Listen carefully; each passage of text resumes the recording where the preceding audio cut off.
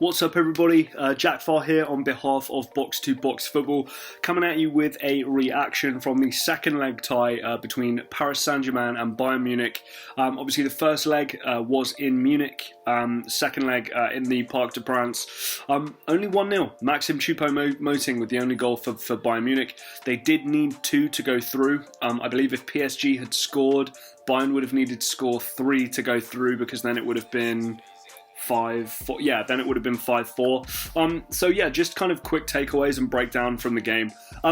We saw the best from Manuel Neuer again today. I think that's totally clear. Now, I'm not the most avid Bundesliga watcher. I will usually only watch the kind of bigger games there. But Manuel Neuer, since having a few kind of major injuries, really hasn't, to me, hit the heights that he had for that spell in the mid-teenies of this century. I think one thing about Manuel Neuer that goes largely underrated is, if you look at the shots conceded by Paris Saint-Germain tonight, I think it was about 13 or so. I should have that up here. Bear with me a second. Yeah, so they conceded 10 shots today, right? But I can think of at least 4 occasions where there was a ball going through, and then because Neuer was there to sweep, to cut out a ball that was going to an Mbappe or to a Neymar, it makes that stat sheet look totally different. Now, to me, obviously it shouldn't go down as a save, but in terms of a defensive contribution from a goalkeeper, that is so valuable, and we know that he has absolutely revolutionised the goalkeeper position when it comes to that standpoint. Speaking of Neymar, only 3 shots on target for Paris Saint-Germain in this match. Guys, Neymar hit the post like 3 times. Now, some of them he should do better. I'm not even going to deny it. A couple he just has absolutely no right to be shooting from. I think of the one that hit the kind of the top right-hand corner. Neuer thought it was very clearly going over. That's kind of how confident it was, but it kind of dipped at the last second. Neymar is a joy to watch. Neymar is an absolute joy to watch, because Guillaume Balaguer mentioned this on the CBS coverage. When he gets the ball, there are things that he can do, and I kind of feel this way a little bit about Angel Di Maria. I don't think he gets enough credit. But when Neymar gets the ball, there are certain things that you don't know what's going to happen. And before you know it, he's dribbled past a few people, created an opportunity, or scored a goal. It's hard for me to see him not kind of hit those big notes, though, because you can talk about the success that he's had, say, at Barcelona with the incredible supporting cast he had at that time, let alone Lionel Messi. But at PSG, games like today, it kind of makes me feel like, you know what, he had plenty of opportunities to do a little bit more with what he had, and he didn't. I'm not trying to say he had a bad game, because what we're doing is we're comparing Neymar to the highest standard. I don't think it's possible for you to say that Neymar is this ridiculously good player if you don't compare him to the people whose kind of level he could potentially reach at some point. Obviously, kind of should be in the prime of his career now. This is not kind of a young up-and-coming kid anymore. But definitely more kind of surprises from Neymar than somebody like, say, an Mbappe. But I just thought his performance was a little funny today. Ref, I don't think was perfect either. I didn't love some of the decisions. The one that stands out, Keylor Navas ran into the back of Paredes. Somehow the ref gave a free kick a couple of times. Neymar was tackled, Mbappe was tackled, and actually, really they just won the ball quite cleanly, so I felt Bayern were a little hard done by there. A little bit disappointed in Bayern as well. I knew that they kind of went into the game thinking, hey, you know what, we're going to give up some counter-attack opportunities here by the nature of the way this game is going to go. But I think the best thing for us to do is try and attack, try and dominate the ball, have kind of a high line. And they got lucky with some offsides a couple of times.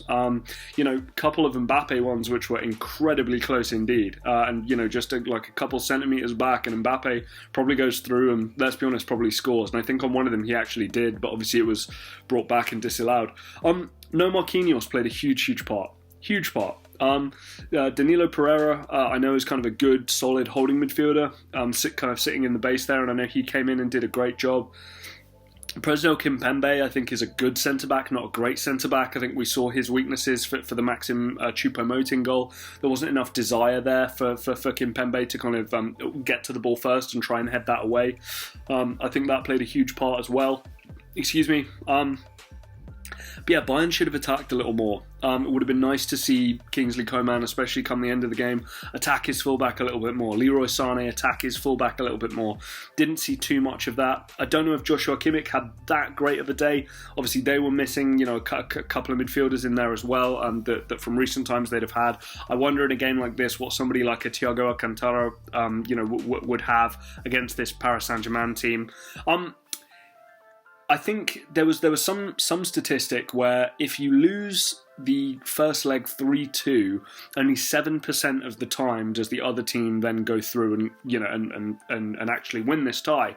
But obviously with Paris Saint-Germain's history, with Bayern Munich's history as well, and the recent domestic losses that Paris Saint-Germain have had, I think there was probably a little bit of optimism for Bayern, and they did have their chances at 1-0 up to make that 2-0, but then the total momentum of the game would have shifted, and I imagine PSG at home would have probably gotten the goal they needed to really put the pressure on Bayern to score a couple more. This feels like an elephant in the room, although it really shouldn't be. Robert Lewandowski is a huge miss. The reason why I changed my pick, I kind of did this on Twitter because we already uploaded the video. I initially picked Bayern to go through, but then I believe it was like 2 or 3 days later, Robert Lewandowski is out for both legs. Guys, this would have been the best player on the pitch. I like Neymar and rate him as much as the next guy, but in terms of importance to a team, who you'd rather have in any given kind of a really attacking situation, especially inside the box, Robert Lewandowski is the man. Still probably the best number 9 in the world at this point, and you've got to say that a lot of the times they were kind of toothless in attack, lumping balls into the box that Choupo-Moting would just kind of flail his body at. We know it's not really Thomas Muller's game either. Thomas Muller likes to operate in those kind of half spaces, filling in, and then obviously having that nous and tactical knowledge and an ability to read the game, to be in the right place at the right time to get his goals as well. Lewandowski, a huge miss. That cannot go underrated, and I think Lewandowski plays both games. I think Bayern Munich are going through here. The final thing that kind of struck me, guys, and I'll kind of end it here after this point. A little bit of an end of an era for Bayern Munich. You look at David Alaba, who I think had a really good game. By the way, he had a couple of shots which really kind of stung the hands of Keylor Navas, and if Navas had a great game, by the way, as well.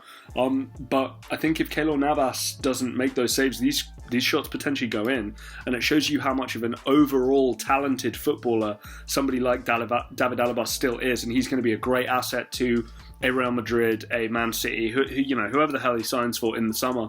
But with him going, Jerome Boateng's not being offered another contract. Dayot Upamecano has obviously been offered a new deal and is coming in as well. A little bit of an end of an era here at Bayern. We know Robert Lewandowski is still going to be, firing there. But Thomas Muller as well, both those guys not getting any younger. And I just wonder who the replacements are going to be going forward. And it feels a little bit now, especially if Hansi Flick decides to take the Germany job after the Euros as well. Maybe the new Bayern coach is somebody like a Nagelsmann or Jurgen Klopp maybe comes back to the Bundesliga. I don't know. I'm just saying this kind of dominant stretch from this Bayern Munich team, I don't know how long it's going to last. Now, if history tells us anything, I think we know that they'll bounce back, they'll make a couple smart signings, and we'll be going, oh, well, it's basically the same team as before, the names are just different. But it just felt like a little bit of an end of an era. And I know the Bundesliga has not been super comfortable for them this year. I think they're still going to win it. Like, I think if they win, I think their next game, I think they actually win the title. But yeah, end of an era potentially for Bayern.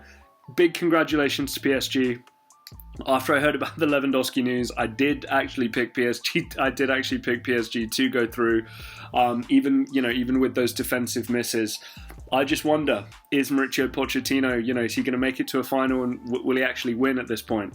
I'm certainly still, I think, banking on Man City. I just rate Pep in these kind of scenarios, and I think City are ready at this point. Although it has looked pretty shaky, and we'll find out what happens tomorrow. Congratulations to PSG, well deserved. I think the commentators on the game I watched anyway made this a very, very clear point anyway. Having Neymar and Mbappe is just very exciting for the neutral. Now, I don't support PSG, I don't support Bayern Munich. I'm just hoping Roma beat Ajax on Thursday, or at least draw with Ajax on Thursday so they go through. but you need guys like that in this competition. A Bayern Munich without Robert Lewandowski, the luster is not there as it would be if he was playing. So for me, having those two guys in semi-finals and then hopefully maybe in finals as well, this is where kind of stars are made, and this is where Ballon d'Ors are decided also. If somebody can win a domestic title and a Champions League, and maybe if you're Kylian Mbappe, do well in the Euros, that's got Ballon d'Or kind of written all over it. Guys, let me know what you think. James and I will also do reactions, I think probably to all the games tomorrow, once the Real Madrid, Liverpool, Man City, Dortmund games have also concluded, and we may try and do that with Jed and maybe Timmy as well. But I just wanted to kind of give you a quick reflection on that game. What a great Champions League tie. 3-3 over the course of 2 legs. Some great goals, some great drama as well. I think all it was missing was a couple of red cards. But anyway, please be sure to like, share, and subscribe. We did recently hit the 200 mark. Next kind of milestone is 250. So if you are watching the video and you're not subscribed, please hit that subscribe button. It really means a lot to myself and to James. And failing that, chances are, I'll see you tomorrow night.